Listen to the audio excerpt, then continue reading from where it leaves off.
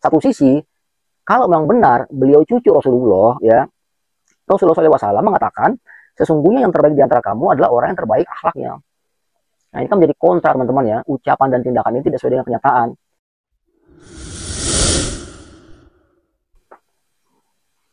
Assalamualaikum warahmatullahi wabarakatuh. Jumpa kembali dalam channel kami, Adi Reaction Official. Teman-teman, apa kabar semua? Semoga teman-teman selalu diberikan kesehatan oleh Allah Subhanahu wa Ta'ala dimanapun kalian berada. Dan terima kasih kepada teman-teman yang telah subscribe channel kami, dan semoga membawa manfaat. Nah, teman-teman, pada kesempatan kali ini saya ingin membahas tentang counter yang dilakukan oleh Rizik Syihab atau Pak Rizik Syihab ya, terhadap Kiai Haji Imanuddin, di mana counter tersebut ada kalimat yang menurut saya tidak elok atau tidak layak, agak keras ya, sesuai dengan thumbnail saya. Nah, nanti kita akan bahas dari sudut tinjauan akademis. Bagaimana videonya? Mari kita saksikan bersama. Selamat menyaksikan. Kacau tidak? Kacau tidak? Kacau tidak? Kacau tidak? Ini kunyuk-kunyuk makin kurang ajar. Kunyuk, kunyuk gak? Saudara, seenaknya mereka memfitnah, makanya saya minta tolong tuan-tuan guru. Terhadap Kiai Haji Imanuddin. Lu tahu kunyuk gak? Bahasa mana tuh kunyuk? Ada kunyuk bakal ngomong. Berpikir yang cerdas, emang kunyuk. Kunyuk kan gak punya otak. Agak keras. Susah kalau ngomong kunyuk, saudara. Saya kalau dipancing, bukan umpannya yang saya makan. Pancingan sama orang-orangnya gue makan juga. Enggak, kita nggak takut dipancing sama mereka, betul? Takbir.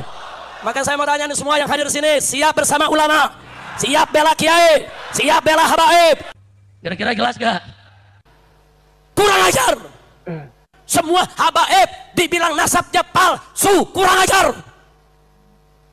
Lucunya, habis dibilang semua habaib nasabnya palsu, si kunyuk ngaku sebagai turunan Nabi. Ya, unyel. Jadi sebetulnya umat mesti tahu, kalau ada orang, saudara, menolak nasabnya habaib, terus dia ngaku dirinya habaib, ini ciri kunyuk, saudara. Ini ciri kunyuk, saudara. Kalau dia mau debat nasab habaib, silakan. Mau pakai kitab, silakan. Mau pakai buku nasab, silakan. Mau pakai ahli nasab, silakan. Hancur, hancur. Kacau tidak? Yang jadi habib cuman kunyuk imat. Kurang ajar tidak? Saya tanya, kurang ajar tidak? Kurang ajar tidak? Kalau nasab Ba'alwi nggak diakui, berarti saudara, Habib Utsman bin Yahya bukan habib. Berarti Habib Ali Al-Habsyi Kuitang bukan habib. Berarti Habib Ali bin Husain Al-Attas, gurunya para muallim Betawi, bukan habib. Hancur, hancur. Kacau tidak? Untuk mengukur keabsahan daripada nasab seseorang yang mengaku sebagai cucunya baginda Nabi. Kalau secara silsilah dari kitab-kitab yang terpercaya dia terkonfirmasi sebagai cucu baginda Nabi, baru kita percaya dia sebagai cucu baginda Nabi. Apalagi kalau berani tes DNA seperti keturunan daripada Syekh Abdul Qadir Al-Jilani. Apakah di Indonesia ada cucu Nabi?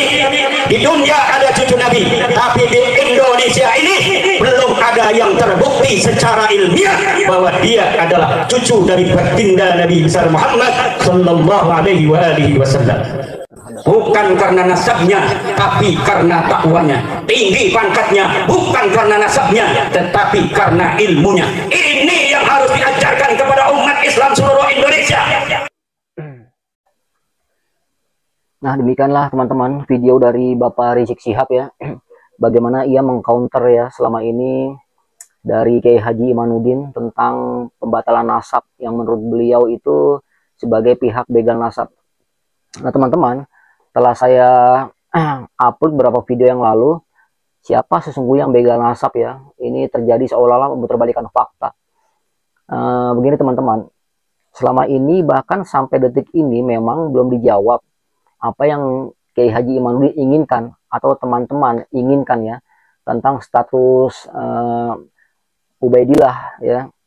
Bagaimana tokoh tersebut, apakah ada kitab-kitab yang mendukung ya. Ini ditenggarai karena adanya tesis yang masih menjadi perdebatan, bahkan sampai sekarang belum bisa ada yang mengcounter.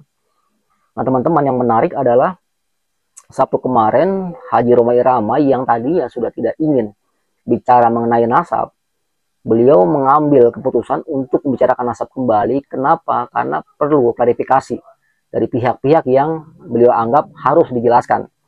Kenapa? Karena banyak yang salah tafsir tentang beliau kan gitu ya.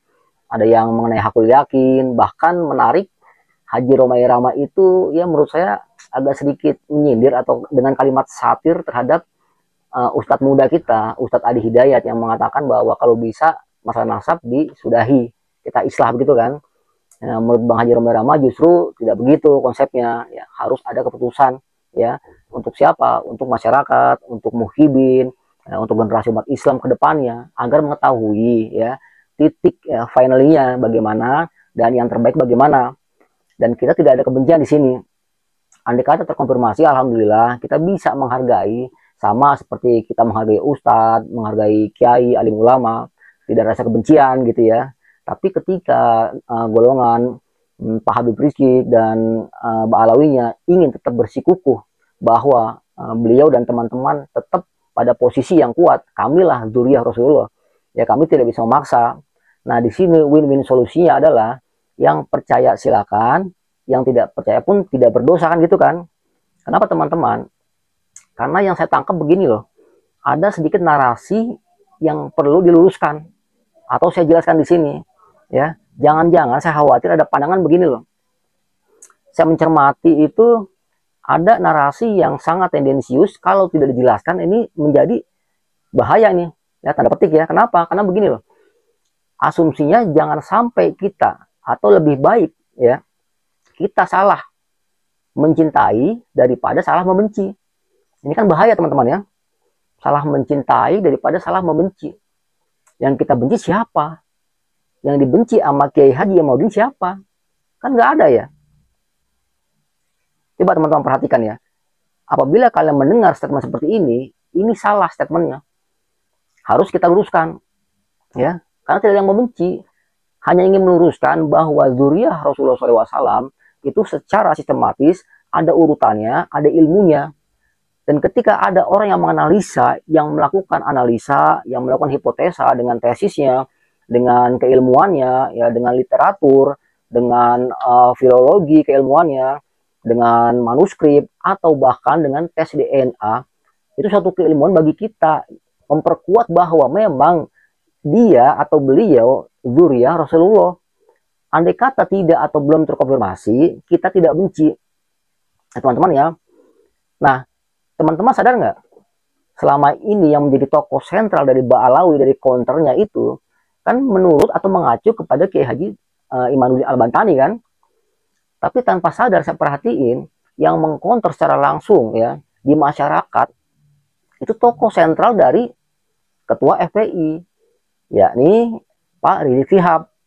Kenapa saya bilang beliau itu tokoh sentralnya? Karena beliau lah ya yang dianggap, yang diputuskan, yang dianggap ketua dari ya Habib. Tapi tanpa sadar, teman-teman coba perhatikanlah, ketika counter secara akademis dilakukan ya atau ingin dikaji secara ilmiah, Pak Rizik Syihab tidak ada atau tidak hadir ya. Bahkan hari ini Minggu saya lihat di channel Nabawi TV itu kalau nggak salah ada acara debat ya, atau acara klarifikasi atau diskusi ya masalah nasab. Tapi Pak Rizik Syihab tidak hadir kan? Artinya apa? Diwakilkan oleh menantunya, oleh kalangan Robito Alawiyah. Nah di sini teman-teman saya ingin menggarisbawahi bahwa kenapa tidak ya ketiga tokoh sentral itu, Bapak Habib Rizik Syihab sebagai imam besar FPI, itu yang masyarakat tunggu sebenarnya. Kenapa? Karena head to head Kiai Haji Imanuddin yang notabene ulama dari Nusantara akan dikonter secara akademik gitu loh, oleh ketua Front Pembela Islam yang notabene menurut pengakuan daripada Muhibin itu imam besar bagi FPI kan gitu ya. Jadi head to head tuh lebih terukur, lebih pas. Kenapa harus mewakilkan? Apakah kurang ilmu ya?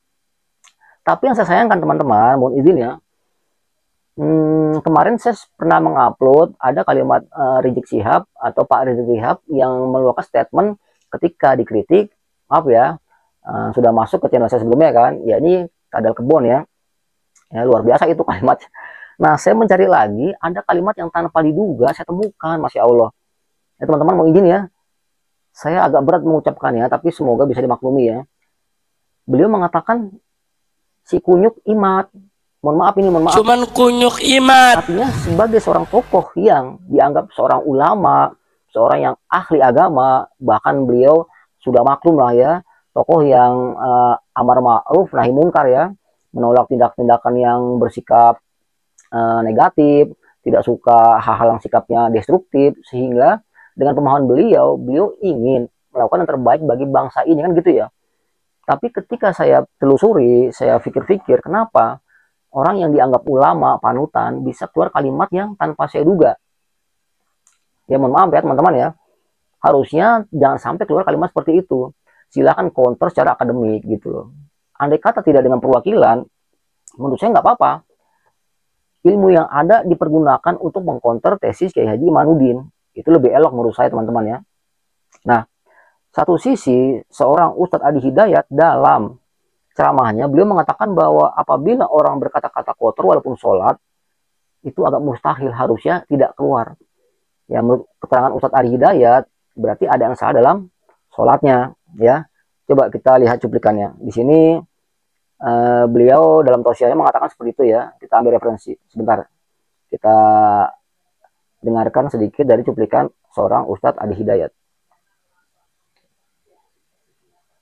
Jadi mustahil ada orang sholat kemudian bisa berkata kotor. Kalau orang Teman-teman, tidak sholat, dia kata-katanya kotor karena memang tidak sholat. Tapi kalau antum sholat, kata-kata antum kotor. Teman-teman yang mohon maaf ya, ini saya cuplik dan saya berikan sedikit adegan di mana Bapak Rizik Syihab itu sedang melakukan sholat ya. Waktu beliau ditangkap di salah satu kasusnya beliau ya, dan polisi menjadi makmumnya di sini. Artinya di sini sedikit saya berikan masukan bahwa menurut Ustadz Adi Hidayat tidak elok gitu, bahkan ada yang salah dalam sholatnya. Kenapa harus keluar kalimat kunyuk imat ya? Mohon maaf teman-teman ya.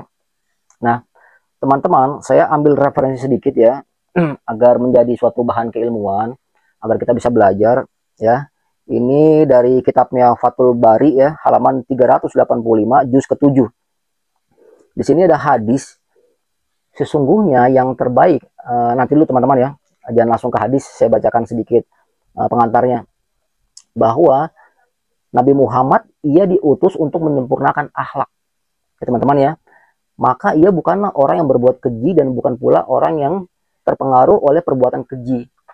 Nabi Muhammad bersabda, yang artinya, sesungguhnya yang terbaik di antara kamu adalah orang yang terbaik akhlaknya.